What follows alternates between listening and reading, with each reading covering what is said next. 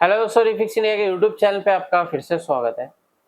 तो दोस्तों, आज की वीडियो में हम बात करेंगे। हमारे पास पैनल है जो कि इनोलेक्स कंपनी का पैनल है और ये काफ़ी सारे सेटों में हमारे को देखने को मिलता है। बेसिकली अभी हमारे पास जो सेट में से हमने निकाला है इसको, ये सैमसंग के सेट में लगा हुआ था।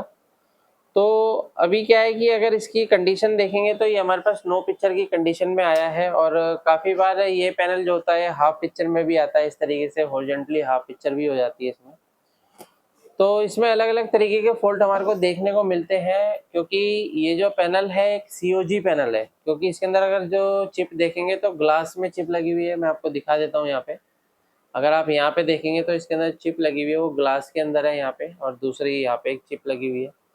तो ये जो है हमारा सीओजी पैनल है। तो अब क्या है कि इसको अगर हमारे को चेक करना है तो स्टेप बाय स्टेप हमारे को सारी वोल्टेज वगैरह इसके अंदर चेक करनी पड़ेगी, किस तरीके से हम इस पैनल को रिपेयर करेंगे। ये पूरी वीडियो मैं आपको दिखाता हूँ। तो चलिए स्टार्ट करते हैं। सबसे पहले हम सेट को स्टार्ट कर लेते हैं। तो यहाँ पे अगर देखेंगे तो ये जो पैनल है हमारा अपोजिट डायरेक्शन में इसकी जो है पीसीबी लगी हुई है। तो उल्टा पीसीबी अगर इसके अंदर लगी हुई है तो इसके अंदर अगर देखेंगे तो टेस्टिंग पॉइंट यहाँ की साइड है। और यहाँ पे अगर आप देखेंगे तो ये सभी वीजीएच वगैरह जो है ये हमारा गामा सिग्नल है। तो ये सभी क्या है, हमारे टेस्टिंग पॉइंट है। अगर हम दूसरी साइड देखेंगे तो ये हमारे कंपोनेंट्स है। यहाँ पे आप ये देख सकते हैं। तो इसके जो कंपोनेंट है दूसरी साइड इसके अंदर लगे हुए हैं। तो काफ़ी कम पैनल इस तरीके से आपको देखने को मिलेंगे। तो फिलहाल अगर हम इसको चेक करते हैं, स्टेप बाय स्टेप देखते हैं। तो सेट को मैं ऑन करता हूँ और ऑन करने के बाद अगर हम इसके अंदर देखेंगे, मल्टीमीटर को सेट कर लेते हैं डीसी वोल्ट की रेंज पे। यहाँ पे देखेंगे तो यहाँ पे हमारे को सबसे पहले जो वोल्टेज मिलेगा,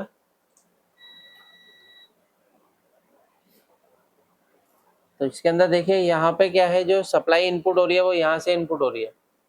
लेकिन इसका जो फ्यूज लगा हुआ है अगर आप देखेंगे तो इधर की साइड लगा हुआ है। तो यहाँ पे क्या होता है, धोखे वाली बात है कि यहाँ पे सप्लाई इनपुट दे रखी है, फ्यूज यहाँ पे लगा रखा है। कई बार कई मैकेनिक क्या देखते हैं कि इधर की साइड सप्लाई देख के और इधर की तरफ सप्लाई दे देंगे, तो ये क्या हो जाएगा, सीधी डीसी टू डीसीआईसी बर्न हो सकती है। तो यहाँ पे अगर हम वोल्टेज चेक करते हैं, सबसे पहले अगर हम वोल्टेज देखेंगे तो इसके अंदर 12 वोल्ट की सप्लाई इसके अंदर बन रही है। 12 वोल्ट ओके है, और ये 12 वोल्ट हमारे फ्यूज के अंदर जा रहा है। और फ्यूज से ये सप्लाई अगर देखेंगे तो यहाँ पे हमारी एक कोयल भी लगी हुई है। कोयल के द्वारा ये सप्लाई हमारी डीसी टू डीसीआईसी में जा रही है। तो यहाँ पे अगर हम देखते हैं तो यहाँ पे हमारे को 12 वोल्ट की सप्लाई देखने को मिल रही है। इसके इस पॉइंट पे भी देखते हैं तो 12 वोल्ट है। तो ये हमारा डायोड है, ये हमारी कोयल लगी हुई है। आगे चेक करते हैं तो हमारे को जो वोल्टेज मिल रहा है वो 3.3 वोल्ट मिल रहा है। तो यहाँ पे जो 3.3 वोल्ट की सप्लाई है ये बक कन्वर्टर की सप्लाई है, जो कि हमारी टीकॉन आईसी, रोम आईसी, इन सब के लिए सप्लाई बनती है। और यहाँ पे अगर हम और भी देखते हैं तो यहाँ पे हमारे को क्या मिल रहा है, इसको देख लेते हैं एक बार। थोड़ा सा इसको साइड करते हैं। तो यहाँ पे देखते हैं तो हमारे को जो वोल्टेज मिल रहा है 3.3 वोल्ट यहाँ पे मिल रहा है टीकॉन आईसी की। और ये 1.2 वोल्ट की सप्लाई मिल रही है। यहाँ पे देखेंगे तो ये 1.2 वोल्ट है और यहाँ पे 3.3 वोल्ट है। दो पीएफ इसके अंदर लगे हुए हैं, एक 3 वोल्ट के लिए और एक 1.2 के लिए। हाँ, किसी में 1.8 भी होता है, किसी में 5 भी होता है। ठीक है। तो यहाँ पे जो हमारी सप्लाई तो इनपुट हो रही है, यहाँ से इनेबल जाएगा तो हमारी और भी वोल्टेज बनना स्टार्ट होगी। तो अगर हम इसके अंदर वोल्टेज चेक करते हैं और कौन कौन सी वोल्टेज इसके अंदर बन रही है, तो यहाँ पे देखते हैं तो हमारे को जो वीजीएच वोल्टेज यहाँ पे मिलना चाहिए। यहाँ पे देखो कितना वोल्टेज मिल रहा है।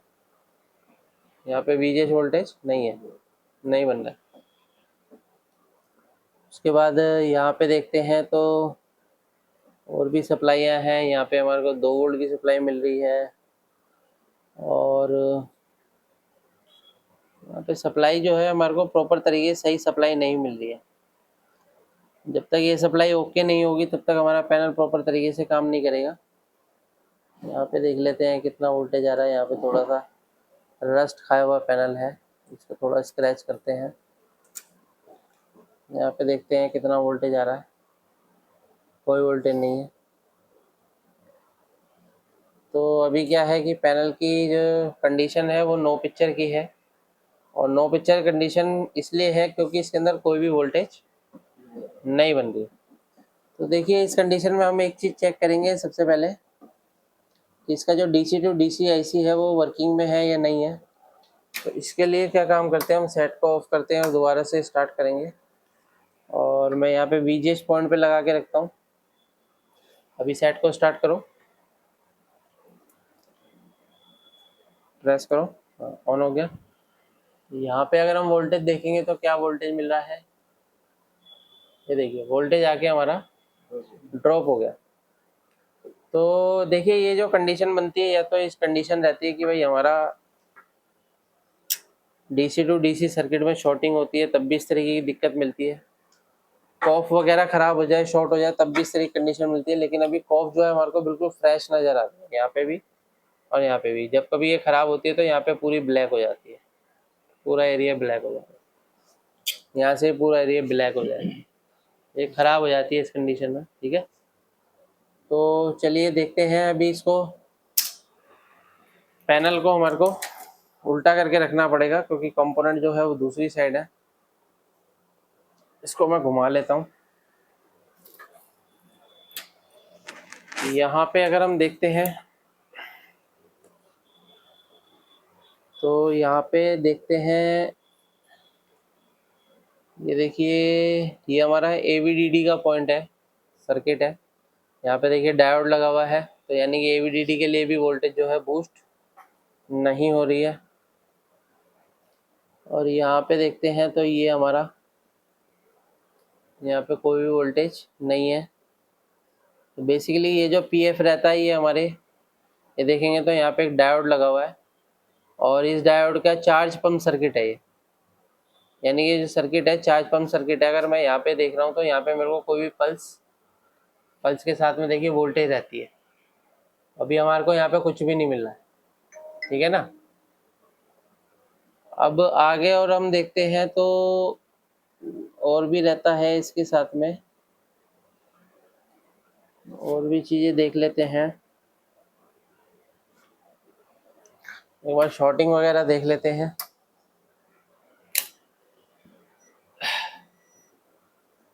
इस तरीके के पैनल जो होते हैं काफ़ी मार्केट में देखने को मिलते हैं, रनिंग पैनल है। इस तरीके के पैनल भी आपके पास आएंगे, ठीक है जी, रिपेयर के लिए आते हैं ये पैनल। है LG का पैनल या BOE का पैनल रहता है ज़्यादा। ये है इंटेक्स का पैनल, इनोलेक्स का पैनल, सॉरी, इनोलेक्स कंपनी का पैनल है। इनोलेक्स भी आपको मिलता है, कई सेटों में मिलता है इनोलेक्स। सैमसंग में भी इनोलेक्स लग के आता है, ये सैमसंग में ही लगा हुआ है। तो यहाँ पे तो हमें कोई भी शॉर्टिंग नज़र नहीं आ रही है। तो अभी क्या है कि यहाँ पे हमारे को देखिए, यहाँ पे क्या होता है कि अगर आप सर्किट के अकॉर्डिंग देखोगे तो ये जो हमारी DC टू DC IC है, DC to DC IC pulse generate करती है। किसके लिए करती है, AVDD के लिए। तो AVDD में जो पल्स जनरेट करेगी, यानी कि जो हमारी कॉइल लगी हुई है, कॉइल और डायोड के बीच में हमारी पल्स जनरेट होगी और इस पल्स का उपयोग हम कर सकते हैं चार्ज पंप सर्किट को स्टार्ट करने में। तो यहाँ से हम करके देखते हैं, एक बार ट्राई मारते हैं और देखते हैं, क्योंकि कई मैंने सर्किटों में देखा है कि एक ही पल्स से अलग अलग सारे सर्किट को स्टार्ट किया जाता है। तो हम भी स्टार्ट करने की कोशिश करते हैं। इसको हम ले लेते हैं। तो ये हमारे पास जंपर वायर, तो इस तरीके की वायर आप ले सकते हो काम करने के लिए। ये हम ले लेते हैं इस तरीके से, ठीक है। और यहाँ से हम क्या काम करेंगे, इसको कट करेंगे। ये मैंने कट कर दिया, ये फिनिशिंग से करना है काम, ठीक है ना। तो भाई सोल्डिंग डिसोल्डिंग करना है तो बिल्कुल फिनिशिंग से करना है, ठीक है। हाँ, क्योंकि क्या होता है कि अगर मान के चलो आप फिनिशिंग से नहीं करोगे ना, फिर वही है कि दिक्कत वाली बात है, बार बार कनेक्शन टूटेगा या कुछ होगा। तो अभी तो हम टेस्टिंग पर्पस पे कर रहे हैं ये काम, ठीक है ना। बाद में देखेंगे डाटा शीट खोल के कि क्या कंडीशन है। अभी हमने इसकी डाटा शीट देखी नहीं है क्योंकि अभी हम अंदाजे से काम कर रहे हैं। तो अगर आप भी देखिए काम करते रहेंगे तो अंदाजे से काम भी कर सकते हैं आप। लेकिन इसके लिए क्या होता है, थोड़ा सा अगर आप पैनल पे बार बार ध्यान देंगे, पैनल पे मेहनत करेंगे तो उस तरीके का अंदाज़ा लगा सकते हैं। यहाँ पे मैं इसको लगा देता हूँ। ये भी मैकेनिक से आया हुआ है पैनल मेरे पास। तो यहाँ पे हमने लगा दिया। लगाने के बाद क्या है, ये जो हमारी डायोड है और कॉइल के बीच में क्या है, ये ऐसी पल्स बनाती है। इसके अंदर क्या होता है, कि मॉसफेट होता है। मॉसफेट स्विचिंग करता है तो पल्स यहाँ पे बनती है, तो वोल्टेज बूस्ट होती है। तो उसी पल्स का यूज हमने क्या कर दिया, चार्ज पंप सर्किट के लिए यूज किया है। देखते हैं क्या कंडीशन रहेगी। हो जाएगा, क्योंकि ये जो हमने कई बार पैनल को रिपेयर किया है तो इस आईसी की डाटा शीट याद रहती है मेरे को। यहाँ पे देख लेते हैं। ये देखो, देखो कितना वोल्ट बन गया, बन गया। अब यहाँ पे देखो वोल्टेज, देखो यहाँ पे आ गई वोल्टेज। पहले यहाँ पे वोल्टेज नहीं थी।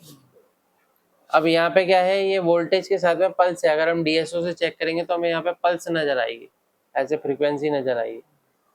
और ये पल्स हमने कहाँ से दिया है, एवीडीडी से उठा के। तो यहाँ पे देखो इधर की तरफ 12 है, लेकिन इधर की तरफ देखोगे तो 17 वोल्ट। तो ये हमारा एवीडीडी वोल्टेज है ना। ये देखो, ये हमारा माइनस वोल्टेज आ गया। ये सारी वोल्टेज आ गई, पैनल हमारा स्टार्ट हो गया। तो अभी कंडीशन क्या है कि भाई यहाँ से हमारा पल्स नहीं जा रही है। तो अभी हम डायग्राम निकालेंगे, फिर उसके अकॉर्डिंग चेक करेंगे क्या है दिक्कत। तो ये तो हमारा थोड़ा सा टेस्टिंग पर्पस था, बेसिक था। सो ओरिजिनल रिपेयर करने की कोशिश करेंगे। तो इस तरीके से हम किसी भी पैनल को आसान तरीके से रिपेयर कर सकते हैं। मैं आपको दिखा देता हूँ पैनल की कंडीशन क्या है। आप यहाँ पे देख सकते हैं पैनल जो है हमारा स्टार्ट हो चुका है। ये देखिए, यहाँ पे नो सिग्नल जो है इसका चल रहा है, ये देख सकते हैं। ठीक है, और परफेक्ट तरीके से पैनल चल रहा है। तो इस तरीके से आप किसी भी पैनल को आसान तरीके से रिपेयर कर सकते हैं। वीडियो आपको पसंद आए तो वीडियो को लाइक करें, शेयर करें, कमेंट करें। Thank you friend.